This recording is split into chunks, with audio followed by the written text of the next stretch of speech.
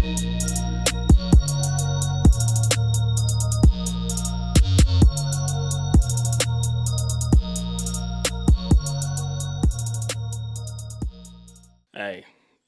it's going to take something special to beat this PSG team, because if 11 men Bayern can't beat 9 men PSG, then I don't know who can beat this team in this FIFA Club World Cup tournament. Final score in Atlanta at the Mercedes-Benz Stadium: PSG 2, Bayern Munich 0. Bayern Munich are out of the FIFA Club World Cup, and PSG advanced to the semi-finals. PSG closer to another trophy. And it's crazy the way they've done it. Welcome back to the channel, people. You know the face, you know the name. Aaron here, back again with another video, another reaction. Shout out to everyone tuning in, showing love, respect, all of that good stuff. And I appreciate your time. I appreciate your effort. I appreciate you guys taking the time to sit down and watch this vid. And yeah, much appreciated, guys. Really, really appreciate you guys' time. And it's still road to 20K, closing in on 17. So if you haven't subscribed, please go ahead and do so.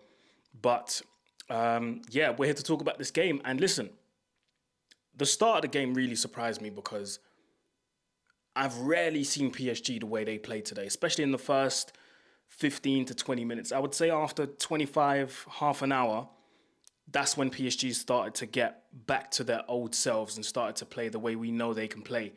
But in those first 10 to 15 minutes, I would arguably say 20, it was very, very strange to see PSG like that. They gave the ball away an incredible amount of times, but that was also due to Bayern Munich's high press, which again was absolutely insane. Listen, I'm not the biggest fan of high presses, because if a team knows how to pass the ball perfectly and quickly, they can bypass that press, and all of a sudden you're exposed. And you know what I mean? At the back, there's nobody there, which happened a couple of times, you know, during the game. I'd probably say 2 to 3 times. But it was very unusual to see PSG lose the ball the amount of times they did. It was very unusual to see PSG, under the cosh, essentially, and just see Bayern Munich dominate in terms of possession. I would say what killed Bayern Munich today was definitely what killed Bayern was the quality in the final third that they lacked. I'm going to stress this again. Bayern, before this game, it was 1. Now it's 2, because we'll talk about why it's 2 in a minute. Bayern need not 1, but 2, arguably 3 new signings, because going into the season with Kingsley Coman, Serge Gnabry as options, and now Thomas Müller's not even there because that was his last game, having these 2 as your attacking midfielders or forward options is a red flag. Harry Kane's not going to be able to do it by himself. Michael Elise is not going to be able to do it by himself. Bayern need strong reinforcements. The sporting director, Max Eberl, has a lot of work to do. You know, he has a lot of work to do. So he better start making phone calls, you know, and get some players in, because it's needed for Bayern Munich. Kingsley Coman not being able to even take on his man at times. You know, sometimes he would get into 1v1 situations and just choose to pass it back instead of, you know, commit to that 1v1. We know he's got pace. We know he's got skills. He can go past his man. That's not an issue. He should be able to do it. But sometimes he just chose not to. And over a course of a whole season, that can prove to be problematic, in my opinion.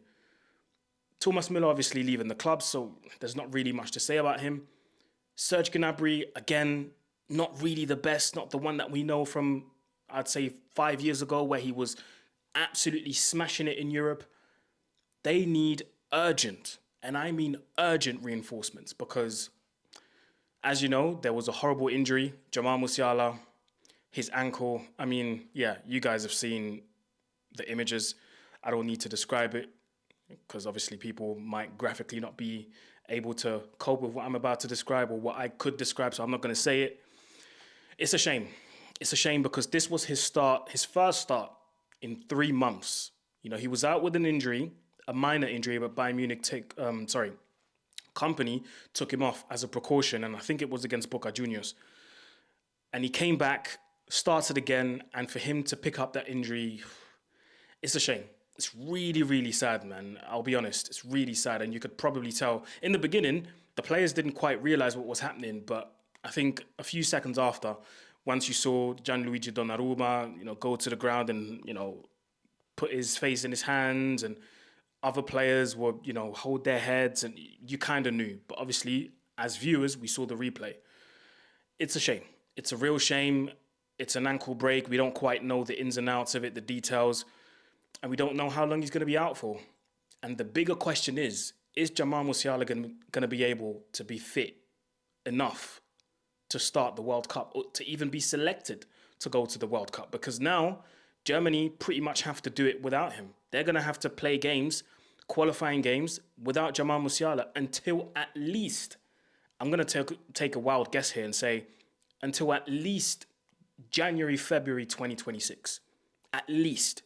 So the latest he's going to come back is probably, I would say, maybe March, April. Again, I'm taking wild guesses here. I'm just speculating. I don't know the ins and outs of that injury. But it is looking peak for Bayern Munich. And this is why I say they need urgent reinforcements. You need someone to replace Jamal Musiala. If Müller was to stay at the club, it would have been Thomas Müller. But he's leaving. Serge Gnabry to play in that position is not good enough. Kingsley Coman to play in a 10, I wouldn't try it. So you need urgent reinforcements. So on top of a winger now, you're going to have to go in the market and look for a number 10, an attacking midfielder that's good enough to replace the likes of Jamal Musiala in that position. And that's going to have at least a quarter or half of the quality that Jamal Musiala has. Big blow for Bayern Munich, man. Big blow for Bayern Munich. Yeah, and I would say the second half, that's when it really got lively. Manuel Neuer. I mean, we call him crazy for a reason, don't we? He, on top of the great saves that he made, by the way, in the first half, that save where Kvaratskhelia was on the left, weaves through a couple of defenders, gets past the defender. Was it Konrad Laimer? It was Konrad Laimer. Gets past him, gets a tiny little shot off, and Manuel Neuer just a strong left hand, and it gets a touch off his foot as well. In the second half, he makes a great save after Barcola was through on goal. 1v1 situation. Barcola had to score it. There's no excuse, man. He had to score that one. Manuel Neuer actually anticipates the fact that Barcola was going to open up his body and try and go for the far corner. And in fact, looking at the replay, Barcola actually tried to go for top bins. Manuel Neuer anticipates that, makes a brilliant save. And then that crazy moment happens where he tried to pass it to someone. Somehow the ball gets lost. Manuel Neuer manages to get a tackle in, and Dembele, who had come on earlier, tried to pass into the back of the net, tried to pass it into the goal, but it didn't work out. So, yeah. And then those two incidents happened. Obviously, the first goal, brilliant goal, by the way. Harry Kane, unnecessary losing the ball, holding onto the ball a bit too much, in my opinion. Should have released it left or right. If you're going to go left, there was someone there running. If you're going to go right, try and go long for Elise, who was always available, by the way, throughout the whole game. It really amazes me how many times Elise is always free to receive the ball. You can double up on him. You can do whatever you want. Michael Elise will somehow always find himself available to receive the ball. Harry Kane loses the ball. Désiré Doué receives the ball after a pass and takes a shot with his left foot. Manuel Neuer, wrong positioning, and it's 1-0. And at that point, you could arguably say it was against the run of play. Now, let's get to the two red card incidents. The first one, blatant red card. I mean, Bacho has been absolutely fantastic up until this point. Why he chose to dive in the way he did on Goretzka, I do not know. And I'll be honest, if Goretzka's foot was planted the way Musiala's foot was planted on the ground, we could have had another leg break. Because that was a very, very dangerous tackle. He now misses, he misses the semis and he misses a potential final, which is a shame. So now Luis Enrique is going to have to reshuffle. Luis Enrique makes some changes. Lucas Hernandez comes on. And then Lucas Hernandez, what on earth was going through his mind? And what on earth was he thinking doing what he did to Rafael Guerreiro?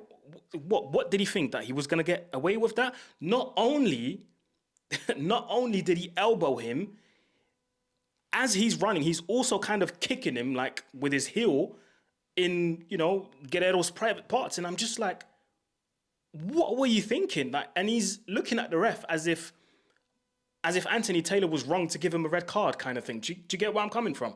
It was so silly, and he let his team down more than Pacho did, in my opinion.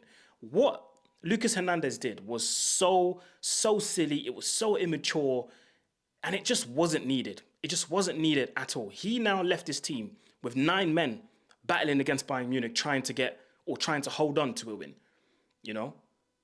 Bayern Munich then, go and concede another counter-attack. They can't seem to get hold of the ball. Hakimi picks up the ball on the right-hand side, weaves past 3 players, and I don't know how Bayern Munich did not defend that better. He weaves past 3 players, cut back, who's there? Ousmane Dembele, who had come on earlier to make it 2-0. And at that point, it's game done. And PSG, again, fully deserve this win. They fully deserve the win. 2-0 with 9 men against Bayern Munich. So, yeah, PSG fully deserve this. I have to be honest. And if anything, this game showed us that, yes, this PSG team can be gotten at, and you can hurt them if you play the right way. And Bayern Munich, the way they play has proven to be on point, if anything. But like I said, the quality up front is what cost them today. So, yeah, PSG deserve it, man. And I believe now, with PSG having gone through to the semi-finals, I think they're facing either the winner of the next game, Real Madrid or Borussia Dortmund. If they get past the semis, that's PSG, I believe PSG will win the whole thing. I believe they will. So, yeah, let me know what you think in the comment section below, people. You know what to do. Like, share, comment, subscribe, and I'll see you very soon. Peace.